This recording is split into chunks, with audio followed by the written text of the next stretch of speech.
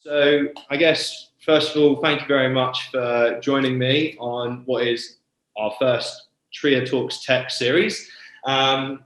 We are looking, obviously, to just speak to some of our clients about what they're doing in the market right now, what they think is exciting about them, and hopefully, just putting out some meaningful content. First of all, obviously, I'll just introduce myself. I'm Shey. I'm a consultant at TRIA. We specialize in, recruitment services, retained, both contract and permanent. We've been working with GBG for 6 to 12 months now, working on a big recruitment campaign, specifically in engineering. So that's covered lots of different areas such as software development, testing, DevOps.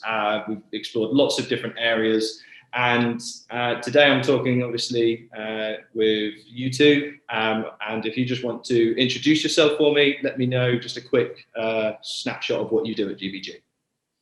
I'll jump in if you want. So I'm Joe Green. I'm the lead developer on ID3 product at GBG. I've been at GBG for coming up on 3 years now. I actually started as a senior developer, and then a gap opened up to move into the lead role. Quite interesting times for us. I think we're looking at doing quite a bit of cloud work coming up in the next couple of months. But up till now, I've been working on the resiliency of the platform, the stability and the BAU side of things. And I think in the next 12 months, that role's sort of changing onto some more of the future fit roadmap items that we want to take ID3 onto the sort of next level, next step. So that's what I am, and what my role is at the moment is leading the team in that regard. Pete?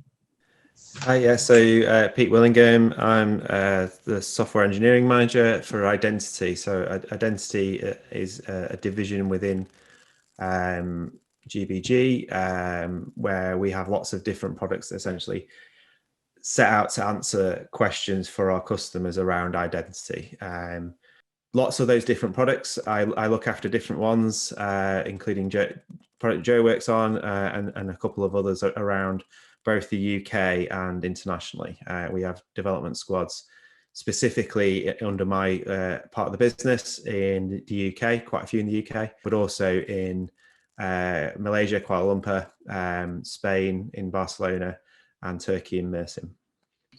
Cheers, guys. Obviously, I've met you both briefly, but obviously lovely to have you on.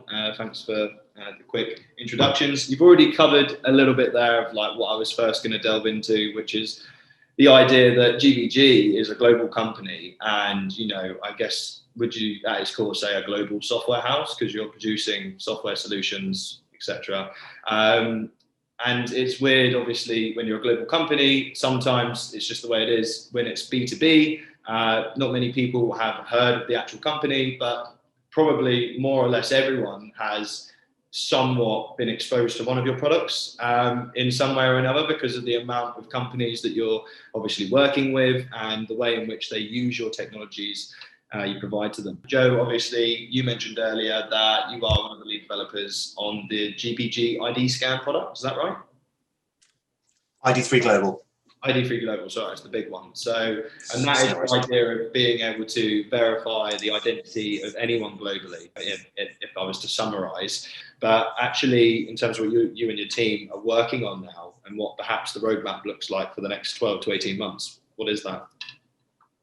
Yeah, so up till recently, we've had a good focus on our DevOps and our deployment pipelines and how we get things out to live, but also meeting the needs of our customers, introducing new item checks into our products so that we expand on our ability to verify even more people, or verify people in different ways. So there's all sorts of stuff out there that we might look at, not least, your passport, your driving license is great examples of two methods of verification.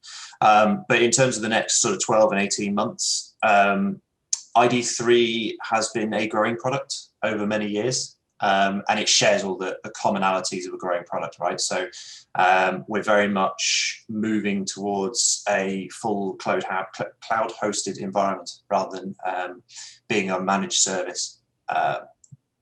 That transformation and what that transformation looks like, it's moving rapidly. The appetite from the business is to be more dynamic and use more technologies rather than just being a typical N-tier architecture. So splitting that out into something that I guess all our developers will be involved in is that cloud first and being cloud ready. From my point of view, it interested me. That is obviously a real big USP that you can take out to market and offer someone.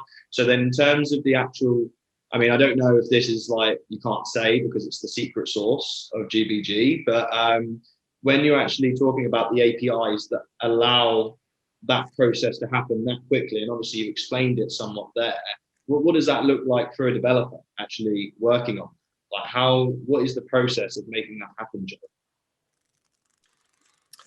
So yeah, Pete's got a face there.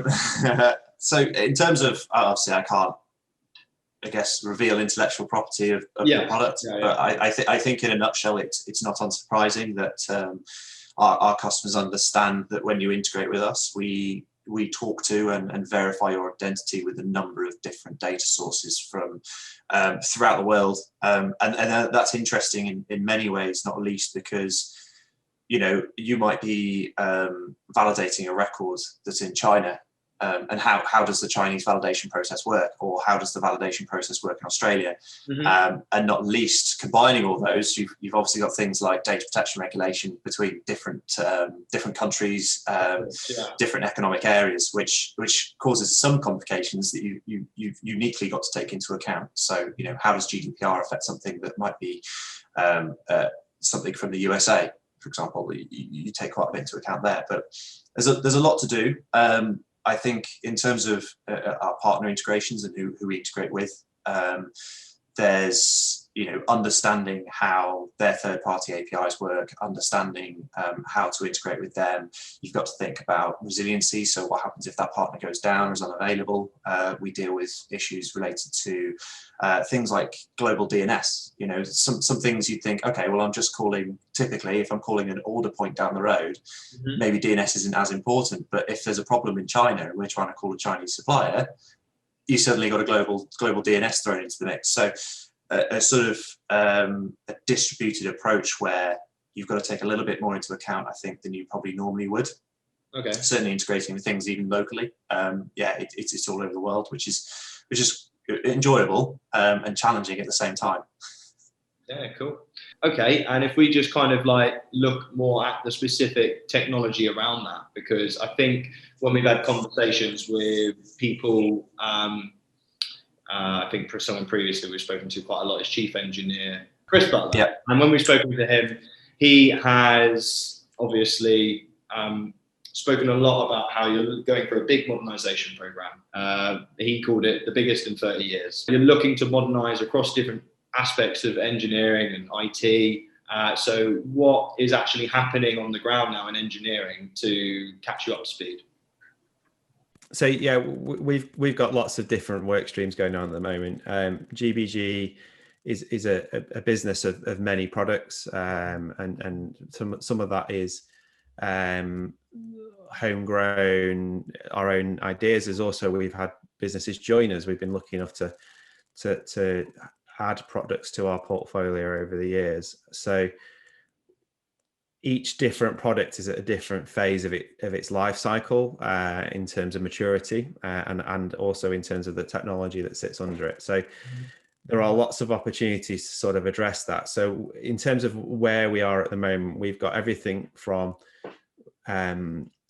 forgive the phrase, but bang up to date cloud hosting using function as a service type infrastructure, all the way to still our own hosted services, and our strategy as part of that journey that Chris Butler will have mentioned to you is to modernize across all product lines, and a phrase I use is that rising tide will lift all boats. So everything will get risen alongside that. So we've got a shift of some of our products to a cloud hosting architecture rather than a private data center hosted, which is something that some of the roles that we're after filling at the moment, that's what they're going to be working on. We have a concept known as centers of excellence. I've come across it in the past, also known as communities of practice. that will share that kind of best practice across all teams, and all teams can participate in that and learn from it, wherever you are on that maturity scale. We are cloud first, as I mentioned. We use all the different variants of the cloud at different parts of the business. So just in identity, we've got AWS and Azure. We do have Google Cloud elsewhere as well. Technology stack wise, various, a lot of JavaScript, Java, C#, Microsoft based technologies, as you'd expect at enterprise sort of scale systems. But Python and other things as well are in there. And it's about creating an environment, an engineering environment, where we have best practices, we choose the best tools for the job, and we make sure that we align ourselves in all those areas to make the best use of those. So is that perhaps where you're saying you want to make sure you're using the best tools possible for the job? Is that why maybe, I know it's an old business, which is why different pieces of work have been with different technologies, but why you haven't maybe just decided to stay aligned to Microsoft technologies, and why you are kind of bouncing between Java, .NET and Python? I think I just heard you mention there as well. Yeah, one of the advantages of being technology agnostic is you can make those choices and pick the best tool for the job. The other thing, it gives you the most access to different things as well.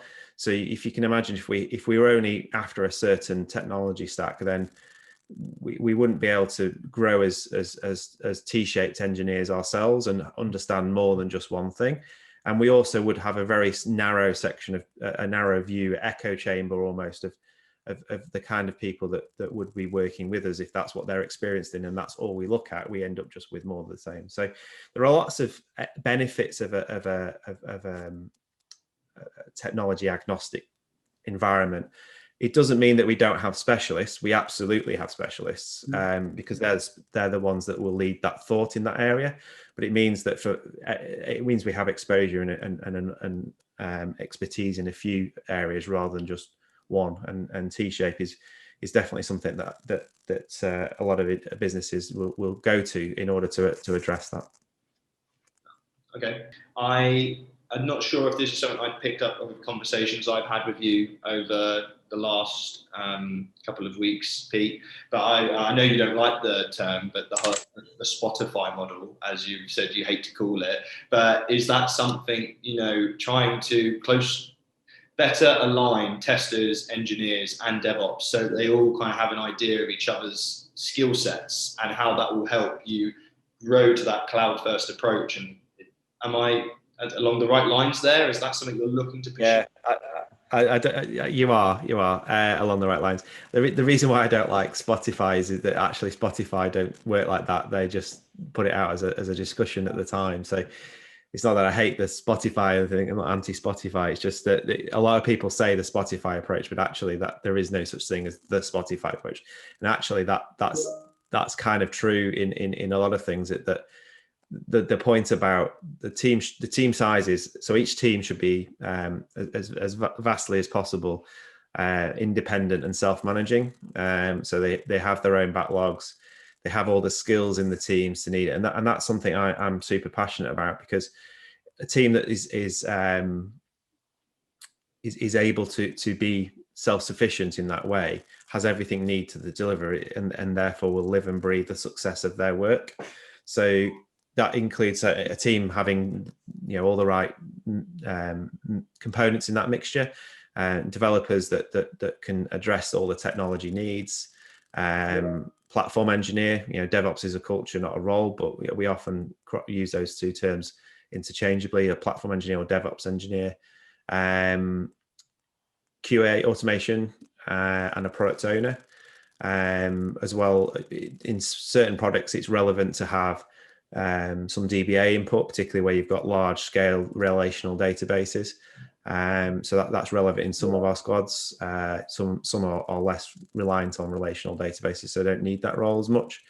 And a Scrum lead to sort of lead that kind of working practices in agile form. So our teams are built around that kind of ideal and that template across the business, so not just in identity. And that all the kind of typical agile processes that go around with that, and the ceremonies and the iteration periods of 2-week sprints. That's how we work in terms of our squads. Okay. Yeah, no, that obviously is moving in the right direction, and certainly, as you said, you're passionate about that way of working. So it's good that it kind of, you have that kind of vision that you can obviously try and incorporate to the whole business. And I guess just moving on, I just wanted to say, from a candidate perspective right now, it's what we call in recruitment a buyer's market. And so essentially it means that the demand for developers goes up and up and up, and the amount of developers we have on offer out on the market and actually looking for work is just, it doesn't match up. So it comes that developers might have 4 or 5 opportunities if they're looking to leave. So really it just begs the question, and obviously this is one that all companies have to think about. They're receiving, say, 10 messages a week. They are trying to work out which one is the next company they should join. So I think I'll come to you first, Joe, because obviously you've been at GBG now almost 3 years. In your personal opinion, what is unique about GBG, and why would developers be excited about coming to work for you? Good question. I think for me, what GBG encompasses is that it's a combination of things, right? So I don't just look to come to work every day to scratch out code. I come to work because I have that human connection with the people I work with. I enjoy the work that I do. I feel like my skills are being advanced or challenged, at least on a daily basis, that I'm coming up with new solutions to problems every day. I think the culture at GBG is one of very sharing. And I felt included there. And unfortunately, due to current circumstances, everyone's remote. But the times that there are in the office, it's been great. It's been for me, I've worked remotely 4 days a week, and that was before lockdown, and then 1 day in the office. So as a flexible company, GBG have been great in that regard, and I think that's going forward. I think as well, with the COVID situation, we've probably got to mention it anyway, is that it's driven a lot of businesses to take stock and look at how their workforce is managed and where their workforce is located and where they source their talent from. And as an international company, GBG can draw stock on multiple time zones, but not least my experience in the UK is that they're looking at becoming or building more collaborative spaces for team members so that we can draw stock from further afield in the UK at least, but then come together and really have that human element in the office where we can collaborate, we can talk, and we can spend time planning things out, because that's when people start to make a real difference. So that's probably quite a few reasons why I enjoy GBG, not least that, it seems to be a fun place to work and I enjoy it every day. So here to stay. And I guess obviously on the flip side of that, Pete, as someone who joined the business 6 weeks ago, obviously in a very senior position, software development manager, I think you had a couple of other opportunities that there were there, and you ultimately picked GBG. So what was your process, and perhaps why was it that GBG that edged your interest the most? So it is an interesting market at the moment, not only because of the choice and the number of roles out there, but also the difficulty and strangeness, should I say, about finding out about a company that you can't go and meet people in person and shake hands or what have you. So for me, I had a little exposure of GBG on the outside, which helped me understand a little bit about the culture and how the business interacts with the community and with customers and suppliers. So that little bit of knowledge is useful. To know that the values of the business are as such means that you kind of build that awareness and trust. For those that don't know about GBG, obviously they won't have that luxury. So I would say, look at the culture and the way that the company presents itself on the outside, and ask those questions during the interview process on the inside. I think you can always gauge a lot about how open businesses are about what their challenges are. Any business has a challenge. It could be a technical challenge. It could be a time challenge. It could be anything. And I think how open businesses are about what they need to do and what they need to achieve, and how you are going to be successful with them doing that, particularly at all levels, but particularly at senior levels, is really good as well. So I had a pleasant but remote experience interviewing for the role. Discussed at reasonable speed, I think it's fair to say, with the hiring manager, which obviously is now my line manager, the chief engineer, Chris. It was nice to be given that time with a number of key stakeholders in the role as well through that process, and hopefully that's something that I can present as well as I in turn becoming a hiring manager as well, where you get to meet the people you work with, because you won't get to see the environment just at the moment. Although with a bit of luck and a bit of progress on vaccines, hopefully it won't be too long.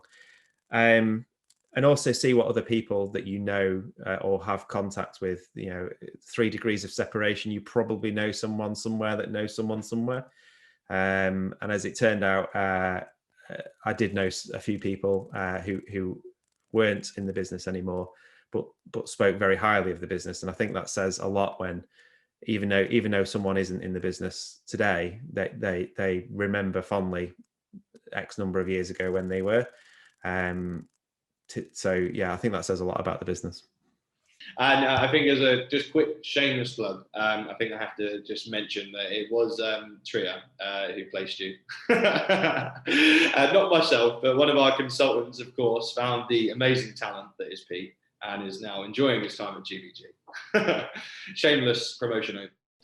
I will try and wrap through these last couple, just so we're not running out of time. But I guess these are, again, I think we've touched upon it, because obviously when you were speaking about why to come and join GBG and what you like about it personally, Joe, you definitely brought it up. So I guess now just more specifically within engineering, for you, what is the ethos like? Because obviously every company will have like a handbook, what you follow, the kind of person we like to employ. But from your time with GBG, have you picked up on an ethos of what makes an engineer in GBG, and like how you guys operate? Do you get what I'm getting at? Yeah, somewhat. So I give you a response, and you can tell it's on the right track. So from where I've worked at GBG, I felt like there's been a wide variety of technical challenges that I think you're provided with. What sometimes can happen is I think probably in all of us, we want to provide a solution to those technical challenges.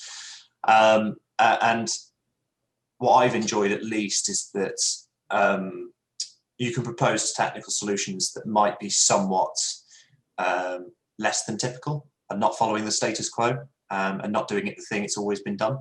And that opinion is greatly welcomed in GBG. So for myself, it's enjoyable to suggest something and feel like I've been listened to as a developer, because we've probably, lots of us have been there before, we propose something, and there's business reasons as to why we can't do something, of course, but it's certainly taken into account. And I feel like when a suggestion is made by any member of our team, that their suggestions are heard well, and they're shared amongst developers.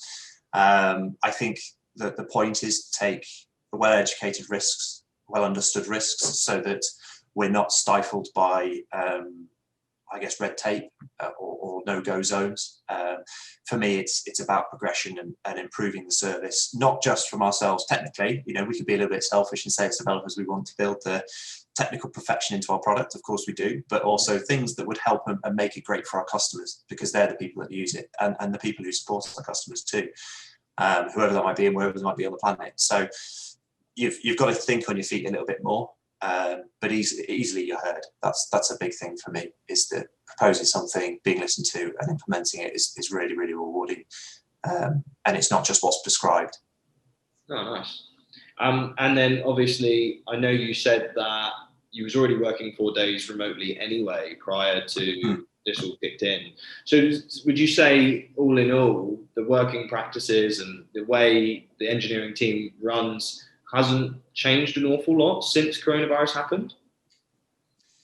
Ironically, actually, I'd say it's changed an awful lot. So I whenever someone asks me that, I always say, oh, I was doing home working before it was cool. But equally, in terms of changing a lot, I think there's something to be said for remote teams. A full remote team would function very differently to a team that's in the office. And one of the things I guess you notice, work from home a number of days of the week. Obviously, we're distributed over multiple time zones, so that's one part of the remote problem. But equally, I think if you're fully in the office team with one or two people remote, you struggle because there's conversations that happen in the office that you're not privy to. There's team building that happens in the office that you're not part of. The transition from, I guess, in the office to full remote with COVID has been that fact that we've had to collaborate a little bit more and work a little bit more on our remote collaboration. And I think the team have come on really, really well in doing so, in that I haven't ever felt left out of that process. Not that I'm saying I felt left out before, but there is some of that digital transformation is suddenly overnight, you've got no office to go into. I remember speaking to my boss just before it all happened, going, hey, it'll be a couple of weeks, we'll be all right, and a year down the line. And we've had to adapt to that. But I think GBG have seen the success, as a lot of businesses have, of remote working, and the positives it's brought to the business in terms of how we've all come together and collaborated. So I think taking that going forward, they recognise there's a need for both worlds. Some people need to go into the office for various reasons and have hot desk working or a working space. Other people need to be remote. And I would say technology has transformed in that regard. You know, services have become a lot easier to use since being remote, because everyone's running into the same sorts of problems. So the company has really taken that on in a big way to make sure they solve and remove blockers for people. And I think that just helps us going forward, that we are moving into a newer era of remote commuting and telecommuting, as opposed to actually having to be in a physical location, and the advantages that brings. Yeah, definitely. Okay, well, I'm obviously conscious that you're needing to get going, Pete, but I guess I'll just quickly leave it on, and this might be a much longer answer than I'm giving you the chance for, but in terms of the position you're in, I don't know if there's anything outside of GBG that you're currently quite excited by technology-wise that perhaps you would be looking to implement in the future, something that, or maybe it definitely wouldn't even be possible because it just wouldn't fit in with GBG. But is there anything out there exciting you right now? Wow, that's a big question. I wish I had time to prepare for it. In the spirit of working from home, someone was just at the front door, so that's why I disappeared off camera for a minute.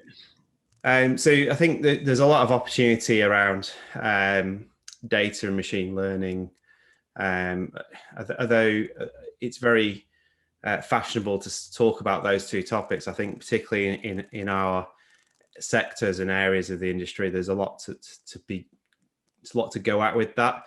Very big questions, very big topics, lots of work that we'll need to do, and it's certainly on our radar, if you will, of things that we want to enhance and grow ourselves more into.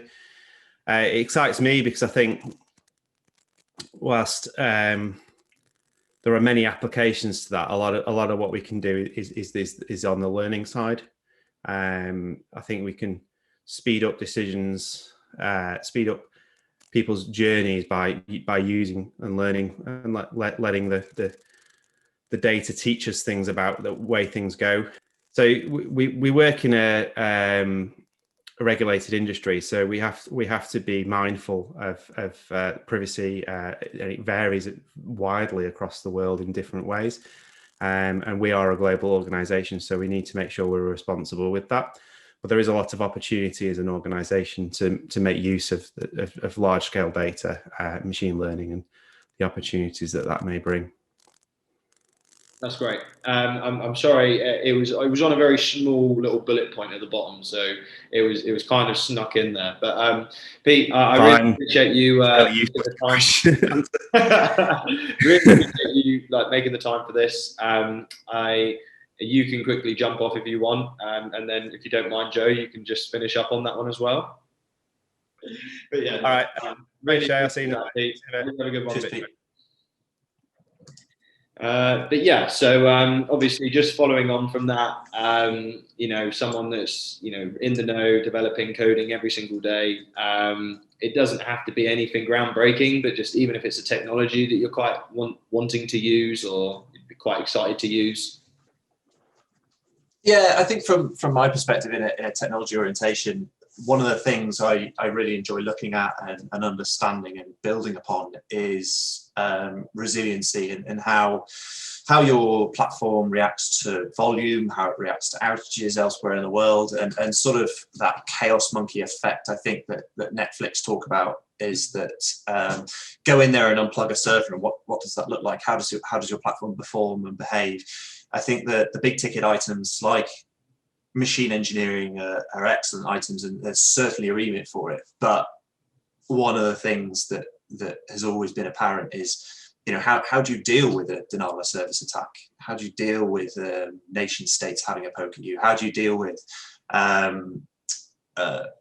sudden rush on a Black Friday event? You know, those sorts of things. Those ones often, and we've seen some of that with the transformation in the way I think we've seen since lockdown is that our products have been used an awful lot more than they were previously because people are spending money shopping at home, and they need that identity verification, and they aren't able to do things in person. So there's an uptake on that sort of perspective on things. Is how do you deal with that massive increase in volume? And that chaos engineering is sort of really interesting and quite fascinating because it's all human behavior driven. And you look at any failure mode on any website, it's really enjoyable to go and look at how people fail spectacularly. Unfortunately, they're their learning pains. I'm sure we have them as well. But really understanding what the root causes were and how human engineering comes into that pattern. Nice. And I guess just as a follow-on from that is that at all something that ever dictates the way an engineering team makes the choices they do? Like, are you looking around at the market and kind of think we should be working more like that? Or is it very much internalized, you know, this is how we do it? Like, how do you go about changing? Well, I think you've got to be very careful in a business that's quite large, not to solo, I think that's a buzzword that people like to use, but containerize your team just to the knowledge that you have and the experience you have. I think what's really fortunate about GBG is the vast variety of technologies from all over the world that people have brought in when companies have been brought into GBG. And I think the company's keen to get that sharing. So, I mean, I know Pete spoke about our centres of excellence. The idea being there is we pick a subject that is close to our hearts, and we get on the call and we share our experiences from across the company and across separate divisions. Internally as well, the business is looking at things like a technology conference where those people with experience in certain areas can come together and share that knowledge between languages and between borders about what they've been working on and how they've built those systems. So yeah, we come back to that chaos engineering perspective. What happens, or chaos monkey, what happens when your server goes down? Well, someone's probably come up with a relatively good solution to that. Doesn't mean you have to copy it, but you can adapt it into your environment. And that's learning from people's pain is a really good way of doing it, and drawing on that expertise. But you need to facilitate it, you need to share it. So GBG is aware of that approach, and that's why the technology conference and the centres of excellence come into play. Oh, nice. There's just something else that's kind of cropped up on my mind. It doesn't really relate to this. I probably should have asked it a bit earlier. I guess really every single hiring manager is going to have different ways and practices, the ways they do it. But for yourself, you know, to anyone, I mean, that is struggling to get into tech or to get that next big step up or isn't feeling appreciated where they are, you know, most importantly, when they're coming to interview with you, whether it be yourself or someone else, what really is GBG? What are the key indications and like, what is the best things you can do in a GBG interview to perform well? Good question. So I can't speak for, I guess, the company as a whole, because as you alluded to, hiring managers very much have things that they'd be individually looking for in a person. For myself, it's a passion for it's a passion for the technology that they work with, right? It's talking about and describing something, whether it's in your own time or whether it's in work time, something that you've worked on and you've seen sort of come to fruition and gone out, and it doesn't even necessarily have to be into the wild, but something that you really can talk about and draw on experience. I think that's probably where sort of I've come from. A lot of people, I don't mind saying, a lot of people have university degrees and draw on experience from there, but as someone who's never been to university and worked my way up, that's the way I've always treated my interviews. It's through the experiences and things that you've gained commercially in the wild that would make you stand out. So if that's something you can talk about, not least even if it isn't in the wild, I guess, yeah, it's something you're passionate about, that always comes across really well. And I guess just as well, any pet peeves from yourself in terms of what you see on a CV that you absolutely despise seeing? Oh, I would say not a shotgun CV. And I don't know if that's a coined term anywhere, but it's like someone took a shotgun and just put buzzwords on there. And I know the point from recruitment is that typically recruitment CRM systems are looking for keywords and CVs. But from my perspective, yeah, if someone's taken a blast and gone, okay, well, I'm just going to put as much experience in everything as they possibly can on there, it's a bit like, oh, okay, people are different, right? But I prefer a story to a CV. I can see where someone's worked. I can see the projects they've worked on, stuff that they've managed, stuff that they've taken the lead on. That speaks volumes as opposed to buzzwords. So yeah, that's probably a bit the annoyance if I see a CV. I get it. I get why people share it. No, I know, and we do say, like, it's hard, but you know, when we're preparing candidates, we're saying, do you actually, if they asked you about that term, would you be able to sit there and have like a confident discussion on it? Because I worked with it on a period of 2 days on one project, which I wasn't even like that much involved with, but I'm going to put it on the CV anyway. And then that's going to seriously, 4 years later, you're getting asked about it in an interview, and it can catch you out. Obviously, from a hiring manager in a really well-established business, that stuff's gold dust to some people. So I appreciate your insight on that. Amazing. All right. Well, cheers, Joe. I just will say, Joseph Green, lead developer at GBG. Thanks for joining us on what is our inaugural TRIA Talks Tech series. Hopefully, one of many that we can continue to do. But yeah, really thanks for joining us today, giving us all that amazing content, and all the best. And obviously, we'll still be in touch, trying to find you some amazing candidates. Brilliant. Yeah, thanks very much for your time. No worries. Lovely meeting you, and enjoy the rest of the day. Okay. Cheers, Joe. Take care, mate. Cheers. Bye.